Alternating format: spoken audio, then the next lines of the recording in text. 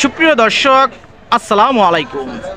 অবস্থান করছি গাজীপুর জেলার শ্রীপুর উপজেলার ঐতিহ্যবাহী জয়নাবাজার কাঁঠাল আড়তে।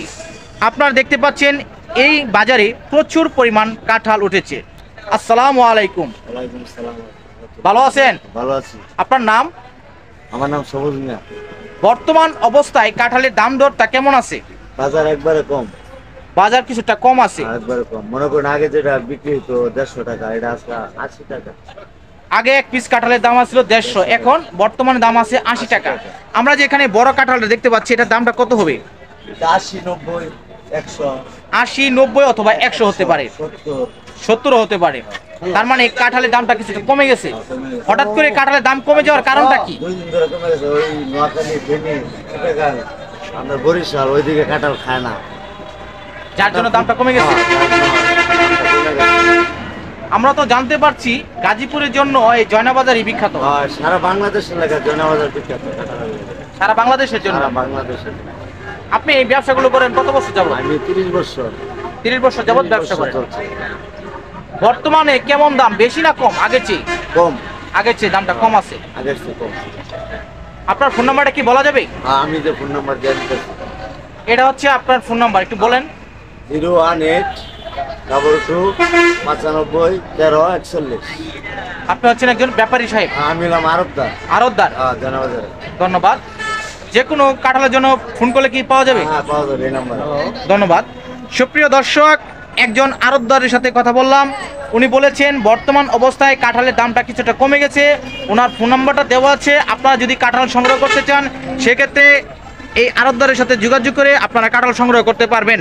আপনারা দেখতে পাচ্ছেন এদিকে প্রচুর পরিমাণে কাঁঠাল, অনেক বড় বড় কাঁঠাল, ছোট ছোট কাঁঠাল, সব ধরনের কাঁঠালই আছে এই জয়নাবাজারে।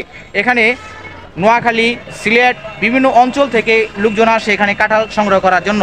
দেখতেই পাচ্ছেন এখানে প্রচুর পরিমাণ কাঁঠাল, গাড়ি থেকে কাঁঠাল নামানো হচ্ছে। আমরা একটু গাড়ি থেকে কিভাবে কাঁঠাল নামানো হয় এটা একটু দেখানোর চেষ্টা করব, আশা করি সাথেই থাকবেন। এই দেখেন এক পিস করে কাঁঠাল গাড়িতে ভরা হচ্ছে ট্রাকের মাঝে, অনেক সুন্দর করে গুছিয়ে গুছিয়ে। ভাই, এই গাড়িটা কোন জায়গায় যাবে ভাই? ঢাকায়।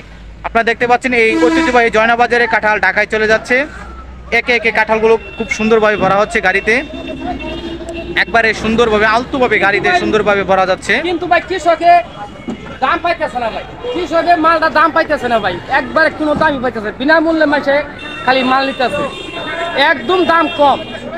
হঠাৎ কমে যাওয়ার কারণ কি? হঠাৎ করে গরমের কারণে দাম কমে গেছে ভাই।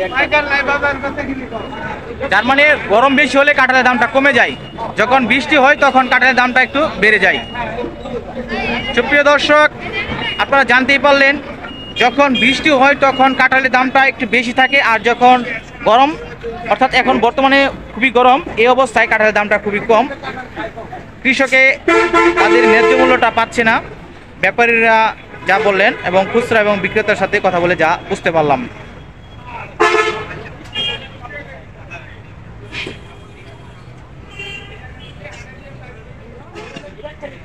এতক্ষণ যারা এই ভিডিওটি দেখছেন তাদেরকে অসংখ্য ধন্যবাদ। আসসালামু আলাইকুম।